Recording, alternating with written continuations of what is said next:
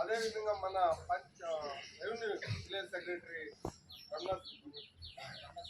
రమణ సార్కి, మా పాఠశాల ఉపాధ్యాయులకు, అదేవిధంగా హెల్త్ డిపార్ట్మెంట్ అన్ని మేడంకి అందరికీ కూడా హృదయపూర్వక వందనాలు. అదేవిధంగా విద్యార్థులకు స్వచ్ఛ ఆంధ్ర శుభాకాంక్షలు. ముఖ్యంగా మన ఆంధ్రప్రదేశ్లో గవర్నమెంట్ మారిన తర్వాత ప్రతి 3వ శనివారము ప్రతి గ్రామ పంచాయతీలోన ఈ స్వచ్ఛ ఆంధ్ర కార్యక్రమాన్ని నిర్వహించాలని ప్రభుత్వం తెలియజేసింది. దీని ప్రధాన ఉద్దేశం ఏమంటే గ్రామాల్లో ఉండేటువంటి ప్రజలందరికీ కూడా పరిశుభ్రత, పచ్చదనం అనేటువంటి అంశం మీద అవగాహన కల్పించి అదేవిధంగా ప్రజల్లో చైతన్యం తీసుకురావాలని ప్రభుత్వం ఈ కార్యక్రమాన్ని చేపట్టింది. 3వ శనివారం దీంట్లో ప్లాస్టిక్ నిషేధించడం, చెట్లు పెంచడం, వాతావరణాన్ని పరిరక్షించడం, అంటే ముఖ్యంగా చెట్లు పెంచడం వల్ల చాలా లాభాలు ఉన్నాయి. ముఖ్యంగా వర్షాలు పడతాయి. వర్షాలు పడినట్లయితే పంటలు బాగా ఉంటాయి. అదేవిధంగా సమాజం కూడా, ఆ రాష్ట్రం కానీ, ఆ ప్రభుత్వం, ఆ గ్రామం కానీ, ఆ మండలం కానీ, ఆ జిల్లా కానీ బాగా అభివృద్ధి చెందుతుంది అనే ఉద్దేశంతో గతంలో అడవులు చాలా ఎక్కువగా ఉండేవి. ఈ అడవులు నరికేయడం వల్ల చాలా నష్టాలు వస్తున్నాయి. ముఖ్యంగా అతివృష్టి, అనావృష్టి ఇలాంటివి సంభవిస్తున్నాయి. అందువల్ల వాటిని నివారించాలంటే ప్రతి ఒక్కరూ చిన్నతనం నుండి కూడా అడవుల పెంపకం పైన, పచ్చదనం, పరిశుభ్రత మీద అవగాహన ఉండాలని ప్రభుత్వం ఈ కార్యక్రమాన్ని మన విలేజ్ మెంబర్ చక్రయ్య గారిని కూడా వేదిక మీదకి రావాల్సిందిగా ఆహ్వానిస్తున్నాం.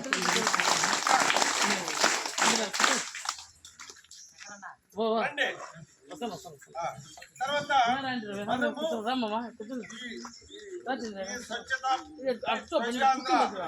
కార్యక్రమం కంటే కూడా మన పాఠశాలలో ముఖ్యంగా ముందే మనము ఈ పచ్చదనం, పరిశుభ్రత, తర్వాత వీటి మీద చాలా వరకు సైన్స్ సార్లు, మేడం వాళ్ళు మీకు అవగాహన కల్పిస్తున్నారు. ముఖ్యంగా పర్యావరణం పరిరక్షించకపోతే అంటే సొసైటీలో అడవులు కానీ, అడవుల్లో ఉండేటువంటి జంతువులు కానీ అన్నీ కూడా సమపాలనలో ఉండాల. వాటిలో ఏది లోపించినా మనకి చాలా నష్టం వాటిల్లుతుంది అనే విషయం మీకు అందరికి చాలాసార్లు తెలియజేశాం.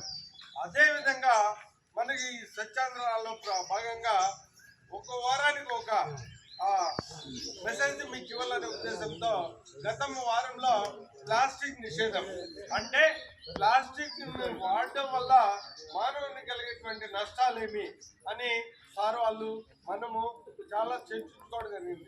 ముఖ్యంగా ప్లాస్టిక్ భూమి మీద పడితే చాలా కాలం వరకు అలానే ఉండిపోతుంది. అలానే ఉండిపోవడం వల్ల నీరు లోపలికి పోకుండా పోతుంది. దాన్ని పోకపోవడం వల్ల గ్రౌండ్ లెవెల్ వాటర్ తగ్గిపోతాయి. అదేవిధంగా చాలా ఎగ్జాంపుల్ మన రాజశేఖర్ సార్ అంటే ఆ ప్లాస్టిక్ ఆవులన్నీ కూడా తినేసి చనిపోయినాయని కూడా చెప్పారు. ఆ విధంగా చాలా నష్టాలు ఉన్నాయి. దానివల్ల మనకు క్యాన్సర్ వచ్చేటువంటి ఆస్కారం కూడా ఉంది. ప్లాస్టిక్ బకెట్లు కానీ, బిందులు కానీ, తర్వాత వాటర్ స్నానం చేసేటప్పుడు ప్లాస్టిక్ వాడడం కానీ, ఏ విషయంలో ముఖ్యంగా టీ కూడా మేము రోజు చెప్తూనే ఉంటాం, కానీ మేము కూడా అప్పుడప్పుడు తెచ్చుకుంటాం. అలాంటి టీ కవర్లో తేవడం వల్ల ఆ వేడికి ఆ ప్లాస్టిక్ కరుగుతుంది. ఆ ప్లాస్టిక్ కరిగించేటువంటి టీ మనం తాగడం వల్ల మనకి క్యాన్సర్ వచ్చే ప్రమాదం చాలా ఎక్కువ ఉంది. అంటే మన పర్యావరణాన్ని చేతులారా మనమే కలుషితం చేస్తున్నాం. కాబట్టి మనకు కొంచెం అవేర్నెస్ వచ్చినట్లయితే మీరు కూడా మీ ఇంట్లో కూడా ఇట్లా ప్లాస్టిక్ని దేనికి వాడాలా, దేనికి వాడకూడదు అని మీరు మీ గ్రామాల్లోన అందరికీ తెలియజేసినట్లయితే చాలా ఉపయోగాలు ఉంటాయి. ఆ విధంగా ఈ వారంలో మనకి వేస్ట్ వాడకం, ఈ ఎలక్ట్రానిక్ వస్తువుల్లో వేస్ట్ చాలా ఉంటాయి. ముఖ్యంగా ఇప్పుడు సార్లు మీకు అవగాహన కల్పిస్తారు, వీటన్ని కూడా చెప్తారు. వాటిని వాడిన తర్వాత వాటి యొక్క లాభాలు, వాటి యొక్క నష్టాలు, దాన్ని ఈ వేస్ట్ని ఎలా నిషేధించాలా అనే విషయాలు కూడా తెలియజేస్తారు మీకు.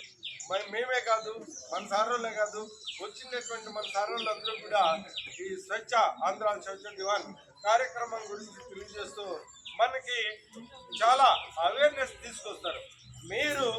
మనము అందరూ గ్రామస్తులు కలిసి ఈ ప్రోగ్రామ్ని చాలా వరకు విజయవంతం చేయాలంటే మన చేతుల్లోనే ఆధారపడింది. మీకు అవేర్నెస్ వచ్చినట్లయితే ఆటోమేటిక్గా తర్వాత జనరేషన్ కూడా చాలా ఉపయోగపడుతుంది. కాబట్టి ప్రతి ఒక్కరూ మన సార్లు చెప్పే విషయాలన్నింటినీ కూడా క్షుణ్ణంగా పరిశీలించి వాటిని అర్థం చేసుకొని సొసైటీలో వాటిని ఫాలో కావాల్సిందిగా కోరుకుంటూ మన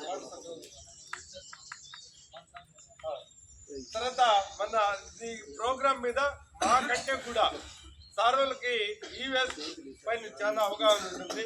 సార్ వాళ్ళు చెప్తారు. ముఖ్యంగా మన సచివాలయం సెక్రటరీ అయ్యప్ప సార్ మాట్లాడవలసిందిగా కోరుకుంటున్నాను.